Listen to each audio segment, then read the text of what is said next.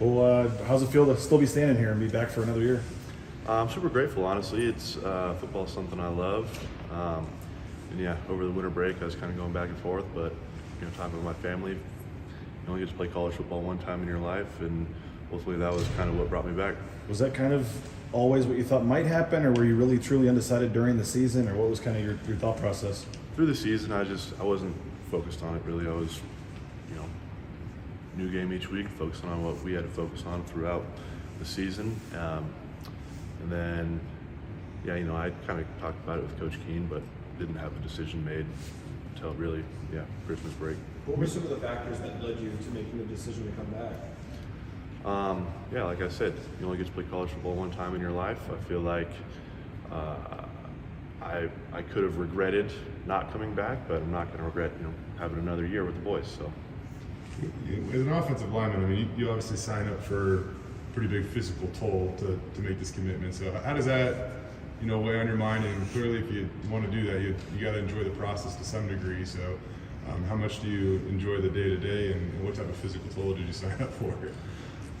As far as day-to-day stuff in the off season, it's a little tougher because it's less, football, more just kind of running and lifting. But even within that, you got to find a way to enjoy it and understand that you're building towards next fall. It's not just right now this is this, but we got to stack and build that foundation for the season. What would you say, like the dynamic of the offensive line, maybe the personality? It probably varies every year with the moving parts, but what would you say you like about this group you have right now going into the season? I think this group has a good understanding of what our standard is. Last year George got 2,000 yards rushing. Talon didn't take a lot of sacks. Like, obviously those two guys are great at what they do, and all of us working together as a whole, I think, did pretty well.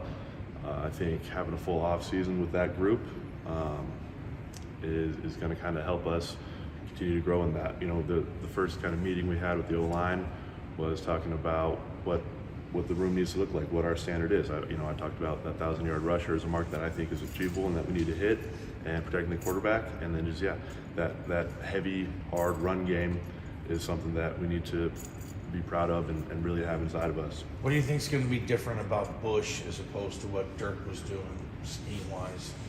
I don't have a great answer for that yet. I know we're going to keep kind of the mid-zone scheme and the pound scheme. Like, that's something we were good at. It's kind of our bread and butter. And then, Coach Hammond's going to have whatever his little wrinkles are and his way to improve. But I think there's going to be some similarities and some differences. I really won't know kind of what that looks like until spring ball. Yeah. Right now, we're just kind of back to the basics of, you get new guys in, so you got to start from square one. We're talking about, all right, this is an A gap, this is a B gap, this is a 3-tech, this is a 2I, like this is what we call these fronts. So you really start all the way back over when you get into spring. I know you got to replace a couple of guys up front, but I mean, you bring back pretty much all the skill position guys. I think 9 starters overall. I mean, what's the potential for this offense next year? I think there's huge potential. 10-4 last season was pretty solid.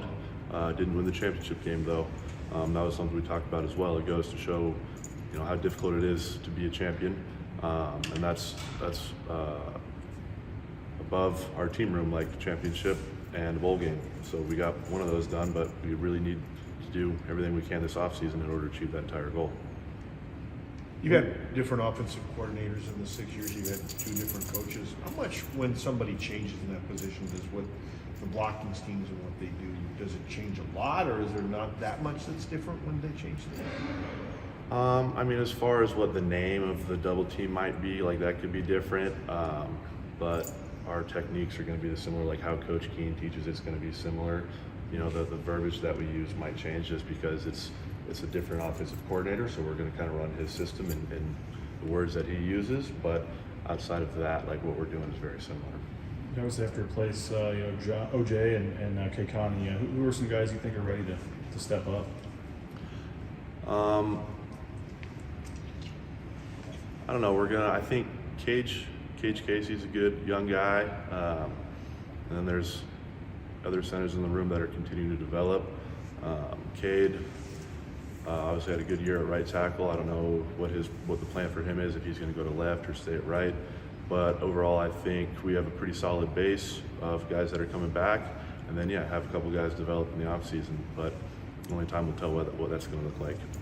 You know, obviously the center position and their ability to communicate and all that stuff is super important. And even when we talked to Taylor last year, you know, he said something about K County and how much he's helped him. So whether it be the quarterback, the rest of the offensive line, how important is it that you guys do develop that continuity with whoever fills in for K County moving forward? It's extremely important. I think that's what makes O-line so special and very different from all the other positions. Like, you know, to be successful on offense, yes, it has to be all 11 guys doing the right thing at the right time. But O-line especially, like, that's 5 guys that have to be seeing the same picture and saying the same thing and doing it all together as a unit. So, yeah, building that bond, that trust, that teamwork within our position group is extremely important.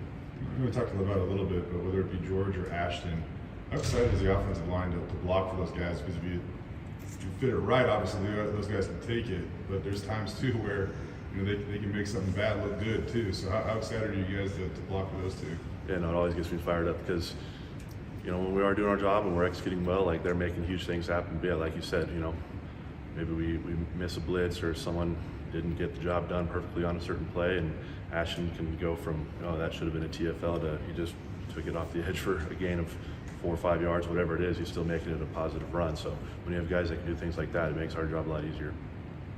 You know, could possibly 2,000-yard rushers be a checklist you guys want in the meeting room this year? I mean, yeah, what are those goals looking like? Because with the talent like you're saying you have, it seems like your goals are going to get wider and increase, right? No doubt. I think that's definitely something that could be achievable. I don't think Ashton was that far off last season. But yeah, I think that comes down to if we can stay consistent enough and keep guys healthy throughout the season, then yeah, that's something we can definitely get to. What did you say to Mason last year? I mean, he was kind of like the young guy mixed in with most of you know, the older offensive line. What did you see out of him? And he picked up a couple of postseason accolades too for, you know, being so good as a freshman. I think early on in the season, Mason definitely went through kind of that new guy, like, oh dang, this is college football. But as the season progressed, he definitely kind of got more and more comfortable with that, and then was playing physical and dominant. So, you know, within a season, he showed a lot of growth, and I think he's in a good spot to build off of that and, you know, come back an even more dominant player. How connected do you guys feel with Tim Keene now? I mean, you guys have had him for a while. You guys have been, you know, through peaks and valleys. You've seen it all, it seems like.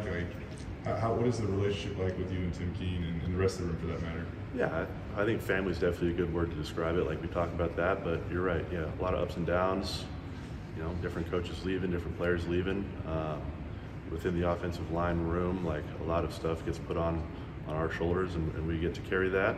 And I think he does a good job of kind of directing that. And we've gotten comfortable with, like, all right, this is on us, and this is how we need to operate. And I think he does a good job of bringing out the best in us. Let's ask one more about K County real quick. What did you take away from him in the way that he prepared and made himself available when he could? So yeah, Kid Connie's deal 2 seasons ago, like, not being able to play due to some injury stuff, and then coming back for that season, and then still being able to play physical and be a dominant guy and a leader. Just kind of being able to show up to work every day. He's definitely a hard-nosed player, wants to be physical and get after guys. So I think that's what I appreciated most about him. Like, you knew what you were going to get. So yeah, with him, you know, whoever the next center is going to be, like, that's a good set of shoes they got to step into, and definitely a good person to kind of model what they need to look like.